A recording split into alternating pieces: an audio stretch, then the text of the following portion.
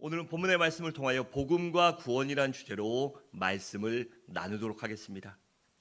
여러분, 오늘 본문인 로마서 10장과 앞장인 9장은 구원의 문제를 집중적으로 다루고 있습니다. 특별히 앞장인 로마서 9장은 구원에 있어서 하나님의 역할을 다루는데 하나님께서 친히 구원을 계획하시고 구원받을 사람들을 선택하십니다. 그러니까 구원은 전적으로 하나님의 절대 주권에 속한 문제라고 말씀하고 있습니다. 그리고 본장인 로마서 10장은 구원받기 위한 사람들의 역할이 무엇인가를 가르쳐 줍니다. 즉 다시 말해 구원받기 위하여 우리가 무엇을 해야 하는가, 우리가 구원받으려면 어떻게 해야 하는가에 대해서 그렇게 가르쳐 주고 있습니다. 그렇다면 우리들이 구원받기 위한 우리의 책임과 역할은 무엇일까요? 첫째로 복음에 대해, 말씀에 대해 바르게 알아야 합니다. 여러분, 이스라엘 백성들은 하나님을 아주 열심히 섬겼어요. 그런데 그렇게 열심히 섬겼음에도 불구하고 그들은 구원받지 못하고 멸망당했습니다. 그 이유가 무엇일까요? 그것은 바로 그들이 말씀에 대한 올바른 지식이 없었기 때문입니다. 속담처럼 선무당이 사람 잡는다고 말씀에 대해 제대로 알지 못하고 하나님의 뜻이 무엇인가를 분별하지 못했기 때문에 그들은 잘못된 지식과 잘못된 생각으로 하나님을 잘못되게 섬겼기에 그들은 하나님께 구원받지 못한 것입니다. 즉 그 말은 그들은 복음에 대한 올바른 지식이 없었기 때문에 그들이 구원받지 못했다는 것입니다. 2절은 이렇게 말씀합니다. 내가 증언하노니 그들이 하나님께 열심히 있으나 그 다음에 뭐라고 그랬죠? 올바른 지식을 따른 것이 아니니라 라고 했습니다. 즉 말씀을 따라 열심을 낸 것이 아니라 자신들의 생각과 자신들의 판단과 자신들의 고집과 아집으로 열심을 냈기 때문에 그것은 전혀 하나님과 상관이 없었다는 것입니다. 여러분, 구원은 어떻게 받을까요? 구원은 오직 믿음으로만 받을 수 있습니다. 그런데 이스라엘 백성들은 믿음이 아닌 율법을 지켜야만 구원받을 수 있다고 그렇게 구원의 본질을 왜곡하고 율법만을 지키려고 율법에 초점을 맞춰 율법의 주인이 되시고 온 우주 만물의 주인 되시는 하나님이 아닌 그 초점과 영광을 율법과 자기 의와 자기들의 전통에 맞췄기 때문에 그들은 구원받지 못한 것입니다. 여러분, 이스라엘 민족의 조상인 아브라함이 의롭게 된 것을 왜 의롭게 됐다고 하죠? 바로 그가 하나님을 믿었기 때문에, 하나님을 믿은 것을 하나님이 의로 여기셨다고 창세기 15장 6절은 이렇게 말씀합니다. 아브라함이 여호와를 믿으니 여호와께서 이를 그의 의로 여기시고 라고 했습니다. 그러니까 아브라함이 의롭게 되고 아브라함이 믿음의 조상이 된 것은, 그가 구원받고 축복의 통로가 된 것은, 온 많은 사람들의 아버지가 된 것은 바로 그가 하나님을 올바로 믿었기 때문이라는 것입니다. 또한 이스라엘 백성들이 출애굽하고 애굽에서 해방된 것도 바로 그들이 하나님의 말씀을 믿었기 때문입니다. 여러분, 하나님께서 모세를 통하여 이스라엘 백성들을 출애굽하고자 하여 바로에게 가서 얘기하는데 듣나요? 안 듣습니다. 그 한 가지, 두 가지, 세 가지, 9번째까지 갔는데도 보낸다 말만 하고요, 보내지 않아요. 왜냐하면 그 많은 노동력, 값싼 노동력, 공짜 노동력을 잃어버리기 때문에 이 노예를 해방시킬 수 없었죠. 그래서 하나님이 그들을 해방시키려고 어떻게 하시죠? 애굽의 모든 장자, 사람이나 짐승이나 모든 생명이 있는 것들에 무엇이든 막론하고 장자를 죽인다고 그렇게 말씀하십니다. 그런데 그때 이스라엘 백성들에게 뭐라고 하시죠? 너희가 어린 양을 잡아 그 피를 좌우 문설주에 바르면 죽음의 사자가 넘어가리라. 그렇게 말씀하셔요. 그래서 이스라엘 백성들은 어떻게 합니까? 그 하나님의 말씀을 믿고 순종했어요. 그래서 모든 이스라엘 사람들이 어린 양을 잡아 자신의 집 좌우 문설주에 그 피를 바릅니다. 그랬더니 어떻게 됐죠? 죽음의 사자가 온 애굽 땅을 다니며 모든 것에 장자를 칠 때 어린 양의 피를 받은 이스라엘 백성들의 집은 넘어가서 그들의 장자들이 살아나게 됩니다. 그리고 이 사건 때문에 이스라엘 백성들이 애굽에서 극적으로 해방받게 됩니다. 이것이 바로 유월절이에요. 그러니까 이 유월절 어린 양의 피로 인하여 그들이 죄악에서 구원받고 마귀에서 해방되고 억압과 저주로부터 해방받게 된 것입니다. 또한 이스라엘 백성들이 출애굽한 후에 50일 만에 시내산에 도착합니다. 그때 하나님께서 모세를 시내산 정상으로 부르시고 십계명을 비롯한 여러 가지 율법을 주십니다. 그런데 그 율법을 주신 이유가 무엇이죠? 바로 하나님의 은혜로 너희가 구원받았기 때문에 너희가 하나님의 백성들답게 하나님의 백성들처럼 하나님의 자녀들처럼 살라고 그 기본 규례를 주신 것입니다. 그런데 이스라엘 백성들은 그 하나님이 주신 이유, 해방시켜 주신 이유, 내가 하나님의 백성이다, 하나님의 자녀다, 하나님의 자녀답게 살아야 된다는 그 생각과 그 목적을 망각한 채 율법을 지키면 구원받는다고, 그 율법만을 지켜야 한다고 그렇게 복음의 진리를, 구원의 진리를, 택정하심의 진리를 왜곡시킵니다. 그런데 문제는 그들이 어떻게 하죠? 그 다음에 그 율법 지키려고요 열심히 헌금합니다. 열심히 기도해요. 또 열심히 안식일을 지키고 하나님을 열심히 섬겼어요. 그런데 처음에는 잘 되다가 시간이 지나면서 이 목적과 기본 원리를 망각한 채 그들이 이런 행동에만, 외형적인 것에만 초점을 맞추게 됩니다. 그러면서 그들이 어떻게 생각하죠? 다른 사람들을 보며, 나보다 조금 못한 사람들을 보며, 조금 헌신하지 못하고 조금 기도하지 못하고 그런 사람들을 보며 난 이만하면 됐지, 내 믿음이 좋지, 이런 생각을 합니다. 그래서 자신이 열심히 하는 것, 그것이 내가 구원받았기 때문에, 하나님의 은혜를 받았기 때문에 감사해서 한 것이 아니라 그것을 자랑하기 위해서, 스스로 자기를 나타내기 위하여, 자기를 대견스럽게 여기기 위하여 그들이 그렇게 행동합니다. 그러니까 이스라엘 백성들은 본질은 망각한 채 자신의 의와 공로와 선행으로 구원받으려 한 것입니다. 여러분, 율법이 몇 가지죠? 613가지나 됩니다. 그런데 그 율법을 하나만 범해도 어떻게 합니까? 모든 것을 범한 죄가 됩니다. 그래서 율법을 다 지킬 수 있는 사람은 이 세상에 존재하지 않습니다. 그래서 율법보다는 구원받을 수 없고 멸망당하는 것이에요. 그래서 하나님께서 그 백성들을 구원하시려고 성막을 만드시고 제사 제도를 만드신 것입니다. 그래서 누구든지 율법을 범하고 죄를 지으면 짐승을 잡아 성막에 나와 그 피를 바치면 그 피를 보고 너희의 그 죄를, 그때 범한 죄, 그 성막에 나와 회개한 죄만을 용서하여 주시겠다는 것입니다. 여러분, 하나님께서 율법을 주신 목적은 사람들이 죄인임을 깨닫고 우리가 얼마나 무능하고 나약한가를 깨달아 하나님 앞에 나와, 하나님, 저는 죄인입니다, 하나님, 저는 약합니다, 저를 살려주십시오라고 하나님만을 의지하게 하려고 율법을 주신 것입니다. 그렇게 하나님이 율법을 주셨음에도 불구하고 이스라엘 백성들은 본질은 망각한 채 자랑과 교만과 자기의에 빠져 열심과 노력으로 구원받을 수 있다고, 열심과 노력으로 하나님께 인정받을 수 있다고 그렇게 착각했습니다. 그러니 그들의 잘못된 지식과 잘못된 열심이 얼마나 위험한 것입니까?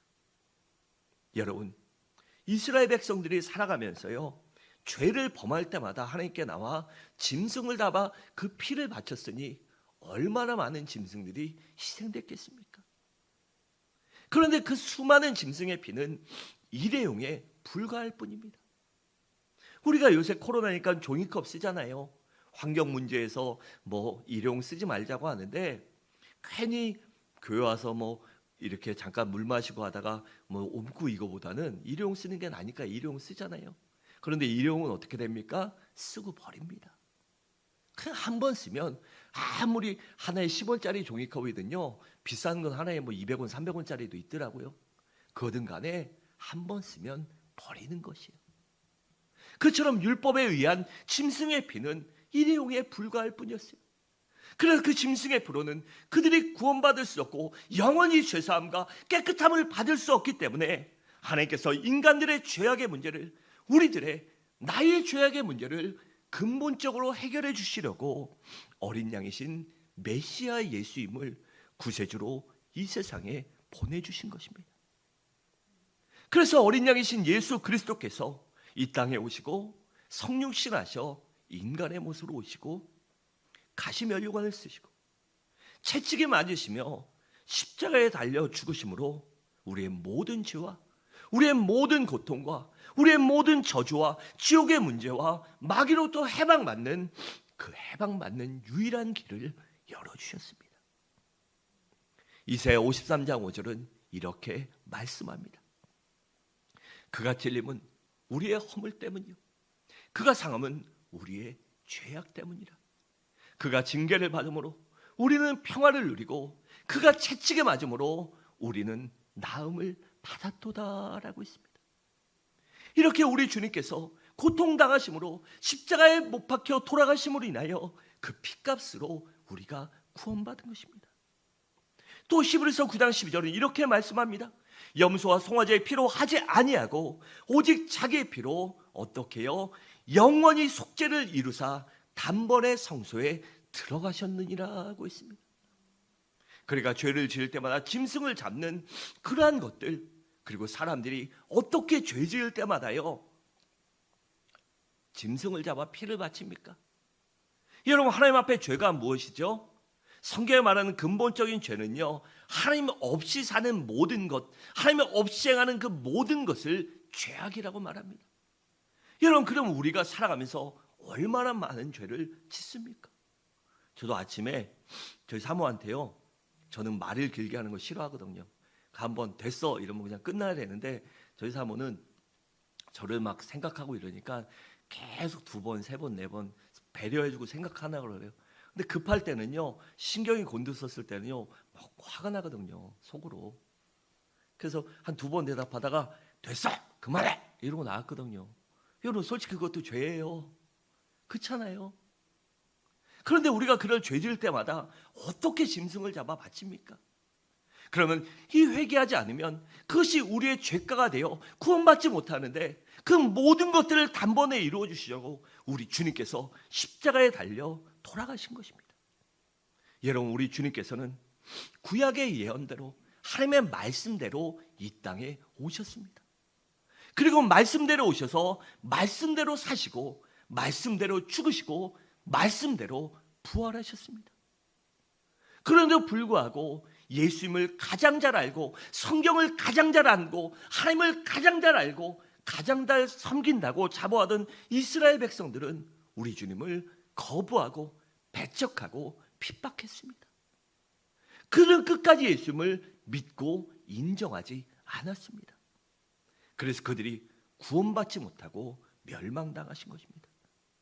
여러분, 우리 주님은, 우리 예수님은 율법의 완성자이십니다. 우리 4절을 함께 읽겠습니다. 시작.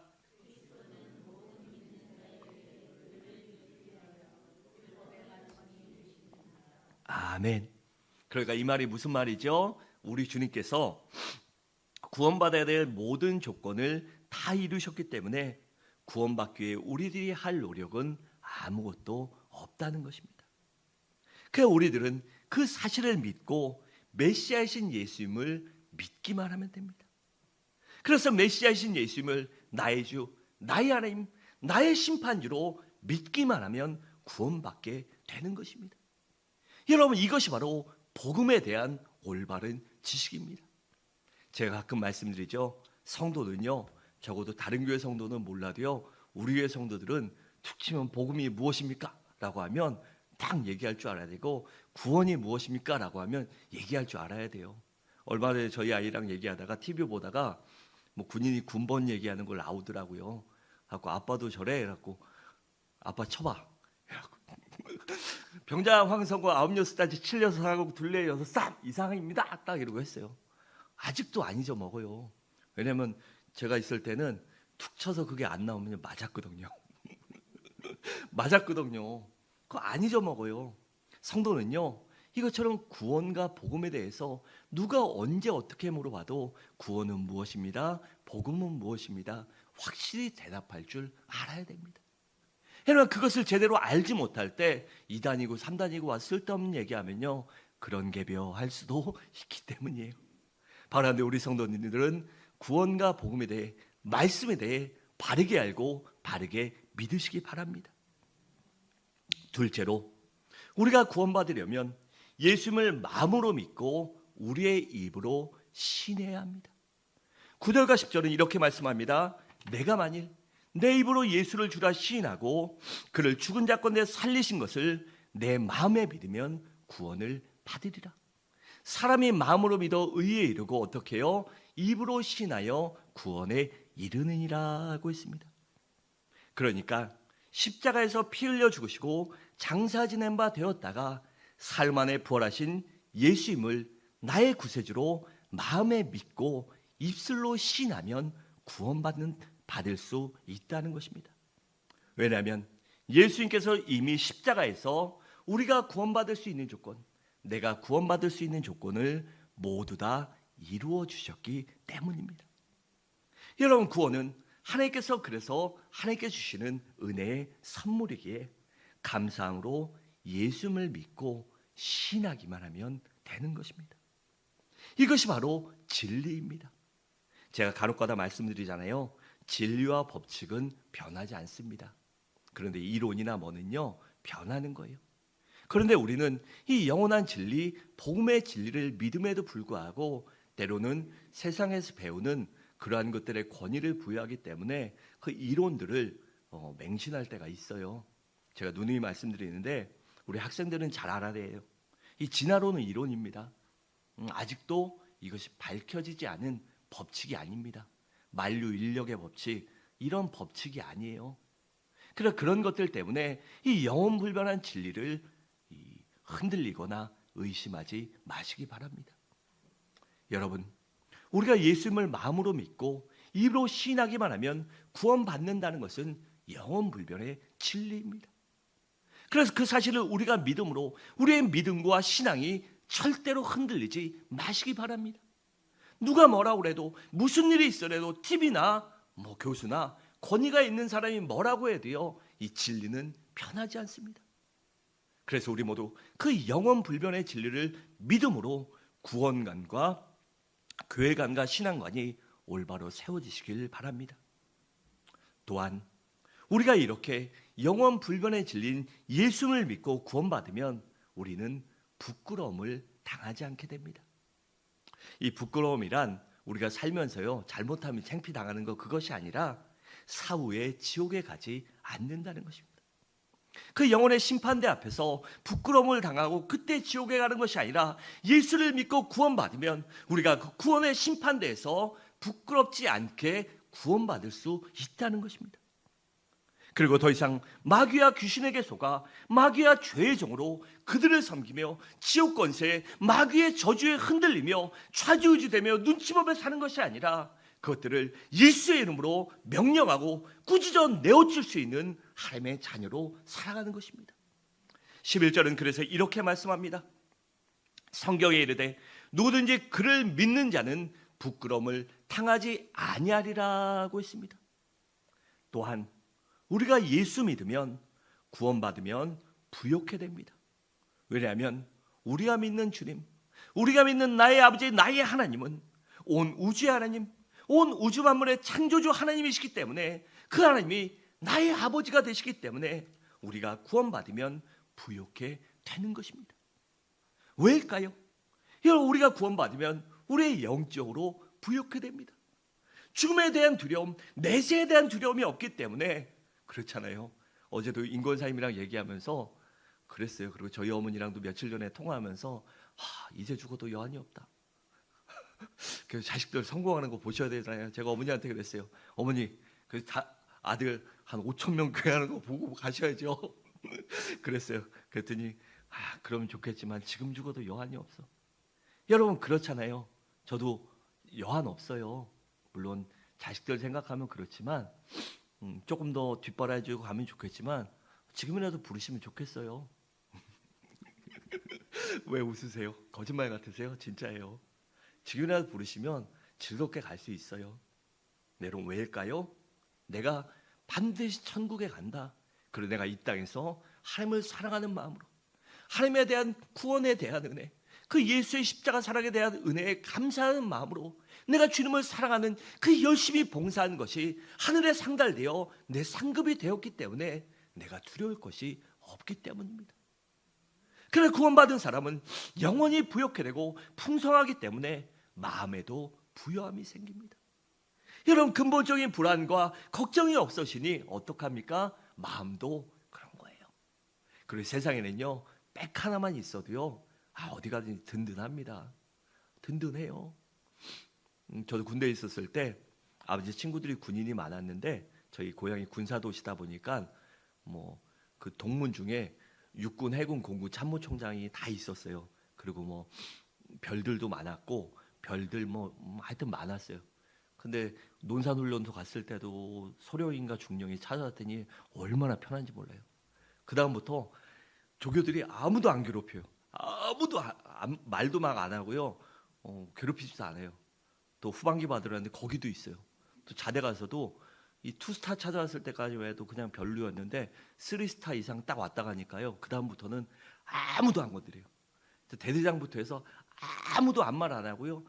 아무도 건드리지 않아요. 공영 나갔다가 제가 업무 보러 군지사에 갔다 5시까지 들어와야 되는데 친구 만나고 하다 보면 좀 늦잖아요. 8시, 9시에 들어가도요. 아무도 뭐라 안 해요. 얼마나 편한지 몰라요. 이런 백이 있으면 그렇게 편하잖아요. 근데 우리는 어떤 백이 있습니까? 하나님 아버지가 백이에요. 온 우주 만물의 창조신 그 하나님 아버지가 나의 아버지가 되시니 무엇이 두려울 게 있고 무엇이 걱정할 게 있겠습니까? 때가 되면 내가 아버지의 관계가 좋고 내가 아버지의 사랑을 받으면 때가 되면 반드시 응답하시고 반드시 합력하여 주실 것을 믿기 때문에 우리의 마음이 부욕해 되는 것입니다. 또한 그래서 삶이 행복하고 강건하게 되고 또한 하나님이 은혜를 주시기 때문에 우리의 물질과 삶도 풍요케 되는 것입니다. 그래서 12절은 이렇게 말씀합니다. 유대인이나 헬라인이나 차별이 없음이라 한 분이신 주께서 모든 사람의 주가 되사 그를 부르는 모든 사람에게 부요하시도다라고 했습니다. 또한 요한복음 10장 10절에 보면 이렇게 말씀합니다. 도둑이라는 것은 도둑질하고 죽이고 멸망시키는 것뿐이요 내가 온 것은 양으로 생명을 얻게 하고 더 풍성히 얻게 하려는 것이라고 했습니다. 그러므로 예수님을 나의 주 나의 함으로 믿고 신함으로 부욕해 되는 은혜 또한 걱정과 두려움이 사라지는 은혜를 누리시기 바랍니다. 마지막으로 우리가 구원받았으면 우리는 열심히 전도해야 합니다. 여러분 구원받은 사람의 삶이 무엇일까요? 그것은 바로 다른 사람들도 나처럼 예수 믿고 구원받게 하는 것입니다. 그래서 마태복음 28장 19절과 20절을 우리 함께 읽겠습니다. 시작.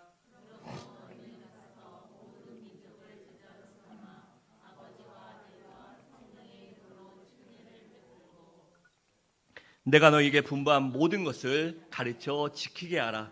볼지어다 내가 세상 끝날까지 너희와 항상 함께 있으리라 하시니라. 아멘. 여러분 그런데 어떻게 해야 구원받을 수 있죠? 바로 예수님을 믿고 불러야 합니다. 오늘 본문 13절에 보면 누구든지 주의 이름을 부르는 자는 구원을 받으리라고 했습니다. 그러니 예수님이 누군지 알아야 부를 것이 아닙니까? 그렇잖아요. 저기서 누가 오는데 제 이름을 모르면요 부를 수 없잖아요. 이름을 알아야 부르잖아요. 성고나 황 목사님 부를 수 있는 건요 알아야 부를 수 있습니다. 그러니까 예수님이 누구신지 알아야 부를 수 있다는 것 아닙니까? 그래서 우리는 그 예수님이 누군지 알게 하기 위하여 열심히 전도해야 하는 것입니다. 그래서 본문 14절과 15절은 이렇게 말씀합니다. 그런즉 그들이 믿지 아니하는 일을 어찌 부르리요? 듣지도 못한 일을 어찌 믿으리요? 전파하는 자가 없이 어찌 들으리요? 보내심을 받지 아니하였으면 어찌 전파하리요?